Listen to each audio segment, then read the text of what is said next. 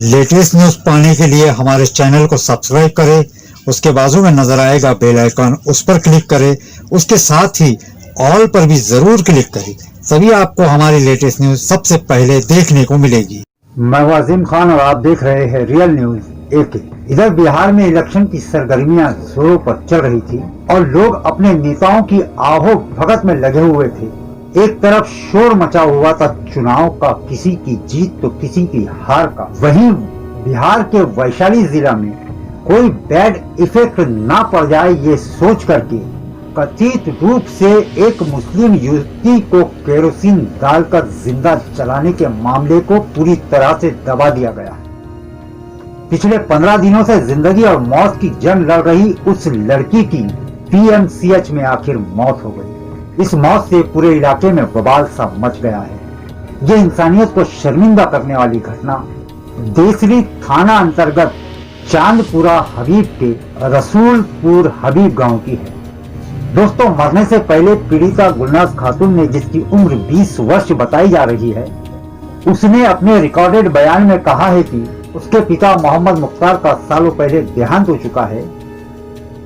उस लड़की की मां समीना खातून कपड़े सिलाई करके अपने घर का पालन पोषण करती है, उसी पर इनका गुजर बसर होता है। और ये पीड़िता लड़की अपने मां का उस काम में साथ देती। दोनों मिलकर कपड़ा सिलाई करते थे और किसी तरह से अपना घर का खर्च चलाते थे। मगर इस बिन बाप के बेटी पर उसी गांव के एक शैतान की नजर पड़ गई और वो उसे परेशान करने लगा। विनय राय, सतीश राय, इसने उस लड़की का जीना दुश्वार कर दिया और वो उस लड़की पर झूठे प्यार के वादे जताने लगा। उस लड़की पर दबाव बनाने लगा कि किसी तरह से वो भी उसे प्रेम करने लगे। और इससे जब वो लड़की ने मना कर दिया तो उसे शादी का लालच देकर के बात को आगे बढ़ाने की कोशिश करने लगा। इसकी शिकायत उस पीड़िता लड़की ने सतीश के घर वालों से भी की, मगर ये शिकायत से भी कोई फर्क नहीं पड़ा। दोस्तों, बताया ये भी जा रहा है कि उसी गांव के हदेंद्र राय ने जान की सलामती के लिए सतीश की बात मानने को उस लड़की से कहा था। जब रोज रोज वो परेशान करने लगा तो गुलनाज ने उस लड़के के सामने, सतीश के सामने गिड़गिड़ाया और ये भी कहा कि मैं मुसलमान हूँ और तुम हिंदू यादव हो, मैं ना तुम्हारे साथ प्यार कर सकती हूँ और ना तुमसे शादी करके जीवन बसा सकती हूँ। मुझे परेशान न करो, मैं और मेरी माँ किस तरह से जिंदगी बसर कर रहे हैं, हमें अपना जीवन यापन करने दो। हम दोनों के धर्म अलग है, हम दोनों के रास्ते अलग है, मेरे रास्तों में तुम ना आओ। इस तरह से उस लड़की ने उसे समझाया, लेकिन फिर भी सतीश राय ना माना और अपनी शैतानी और हैवानी हरकतें उसने जारी रखा। और इतनी हरकतें करने के बाद भी जब वो लड़की नहीं मानी तो एक दिन मौका देख करके सतीश ने अपने साथियों के साथ में गुलनाज को जिंदा जला दिया। पीड़िता ने मरने से पहले ये अपने बयान में बताया कि 30 अक्टूबर की शाम वो घर का जो कचरा कूड़ा साफ करके फेंकने के लिए जब घर से बाहर निकली तो आरोपी सतीश राय, सकलदेव राय, विजय राय और चंदन कुमार, ये तीनों ने मिलकर उसको पकड़ा और उसको घसीटते हुए कुछ दूर लेकर के गए। वही मौका पाकर सतीश ने केरोसिन से भरी एक बोतल, एक डब्बी निकाली और पीड़िता के आंग पर, उस लड़की के बदन पर पूरी तरह से डालकर उसे नहला दिया केरोसिन से और माचिस निकालकर माचिस की तीली जलाकर उसके आंग पर फेंक दी और धूम धूम करते देखते देखते वो लड़की जलने लगी। और जब लड़की का शोर हुआ, जब वो लड़की जलने की तकलीफ से चिल्लाने लगी तो पास पड़ोस के लोग निकल कर बाहर आए और तीनों आरोपियों ने जब लोगों को आता देखा तो उन्होंने घटना स्थल से भागना मुनासिब समझा और वो लोग वहां से भाग गए। लड़की जलती रही, पड़ोसियों ने आकर के किसी तरह से उस आग को बुझाया। लड़की की माँ भी वहां पर आ गई और किसी तरह एक गाड़ी पे लाद करके उस लड़की को हाजीपुर जोहरी बाजार प्रभु अस्पताल में भर्ती कराया गया।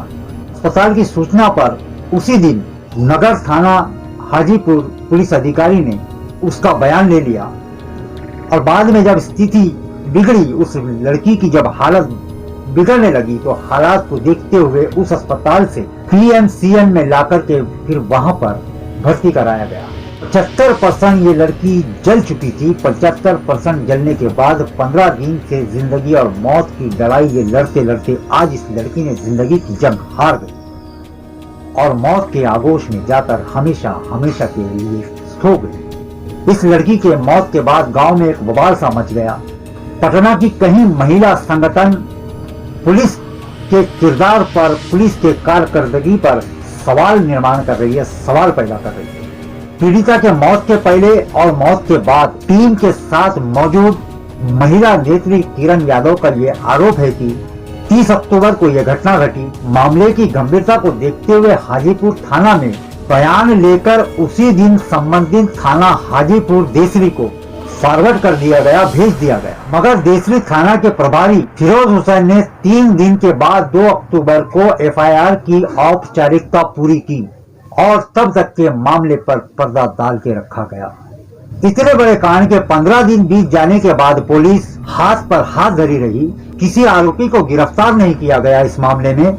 दोस्तों, इतना ही नहीं, 3 और 7 को दूसरे चरण के चुनाव को देखते हुए ना तो कार्यवाहक सुशासन सरकार और ना ही विपक्षी दलों के किसी स्थानीय नेता ने मुंह तक खोलने की हिम्मत की। सवाल ये पैदा होता है और ये सवाल लोग कर रहे हैं बिहार के कि आने वाली नीतीश सरकार जो है, जो आज शपथ ग्रहण करके फिर से मुख्यमंत्री की सीट पर बैठने जा रहे हैं, क्या वो आरोपियों को सजा दिलाकर एक दुखिया मां को इंसाफ दिला पाएगी?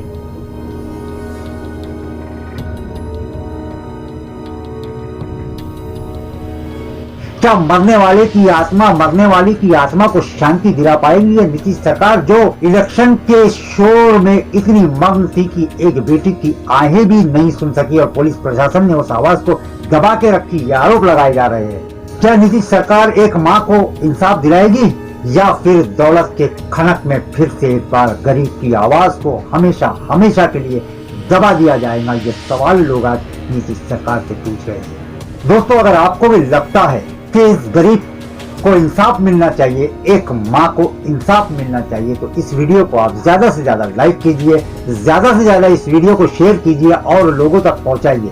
और अगर आप चैनल पे पहली बार आए हो, हमारे साथ पहली बार जुड़े हो, तो चैनल को सब्सक्राइब कर लीजिए, रियल न्यूज 80 को सब्सक्राइब कर लीजिए और बेल आइकन का बटन भी दबाइए ताकि जो भी न्यूज हम लोग डालें सबसे पहले आपको उसका नोटिफिकेशन मिले, आप तक की वो न्यूज पहुंचे, हमारा आपका साथ बना रहे। इसी के साथ में मुझे इजाजत दीजिए, मिलते अगली वीडियो में, तब तक के लिए आदाब, नमस्कार, गुड बाय।